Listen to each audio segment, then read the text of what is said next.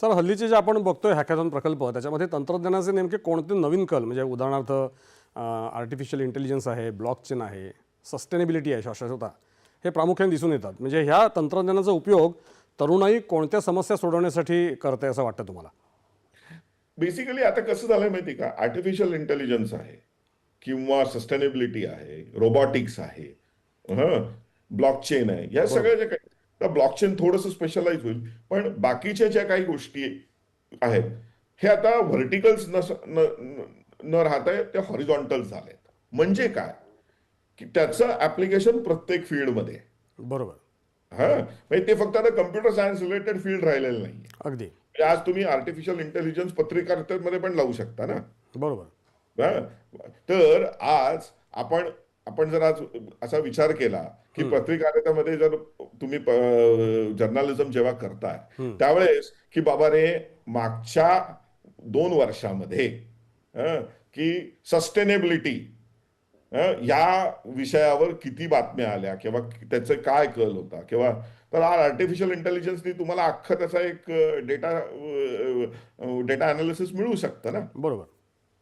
So तात्पर्य काय सांगायचं या सगळ्याचं, की आर्टिफिशियल इंटेलिजन्स आज सगळीकडे वापरायला लागलेले आहेत. म्हणजे मी तुम्हाला सांगतो एक खूप छान उदाहरण. हं, हं, की आपल्या म्हणजे भारतीय ज्ञान परंपरा जी आहे, म्हणजे हं, IKS, इंडियन नॉलेज सिस्टम मध्ये हं.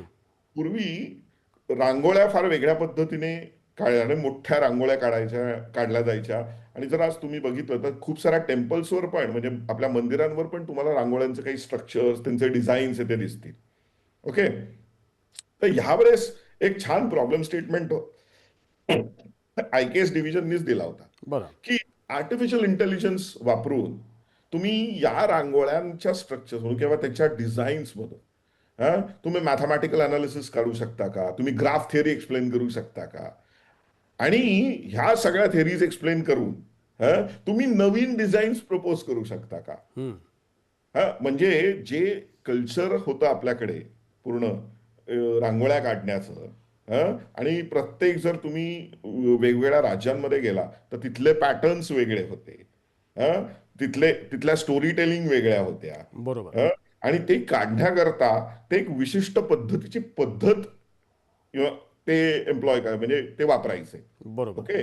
आता जर त्याच्यावर तुम्ही आर्टिफिशियल इंटेलिजन्स लावला, हं. हं, तर तुम्हाला त्याच्यातून एक ज्ञान निर्माण होईल की बाबा रे, की ह्या अशा पद्धतीने ही सगळी थॉट प्रोसेस होती आणि अगदी. अशा पद्धतीचे टेक्निक्स हे वापरले जायचे.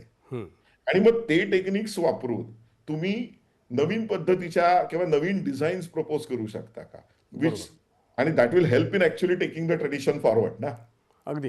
हा, म्हणजे नुसतंच तुम्हाला आता शेअर मार्केटमध्ये आर्टिफिशियल इंटेलिजन्सच वापरतात असं नाही, पण तर इंडियन नॉलेज सिस्टीम मध्ये देखील खूप सारं आर्टिफिशियल इंटेलिजन्सला महत्व आहे किंवा स्थान असू शकतं.